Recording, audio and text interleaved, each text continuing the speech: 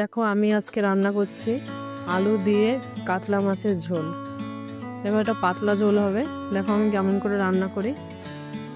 দেখো প্রথমে আমার তেলটা গরম হয়ে গেছে, এবার দিয়ে দেবো মাছগুলো আমি ভাজা করে নেব।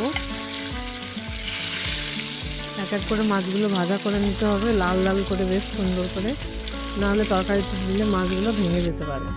দেখো ভাজা হয়ে গেছে, আমি উঠিয়ে নিলাম। দেখো একদম সুন্দর লাল করে ভেজেছি আমি। এবার দেখো আমি আলু কেটেছি, আলু দিয়ে করব। এবার মশলাগুলো দেখো আমি কী বেটেছি: আদা বাটা, জিরে বাটা আর শুকনো লঙ্কা বাটা। কড়াইতে তেল দিয়ে দেখো জিরে দিয়ে দেখো আলু দিয়ে দিয়েছি।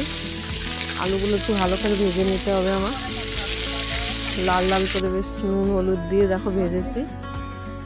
দেখো আদা বাটা দিলাম, লঙ্কা বাটা দিলাম আর জিরে বাটা দেখো দিয়ে একটু ভালো করে কষিয়ে নিয়ে জল দিয়ে দেবো।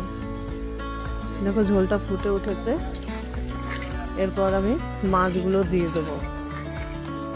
মাছগুলো একদম শেষের দিকেই প্রায় দিতে হবে, নাহলে ভেঙে যাবে মাছগুলো। দেখো মাছগুলো দিয়ে দিলাম। আমার এটা পাতলা করে ঝোল হবে।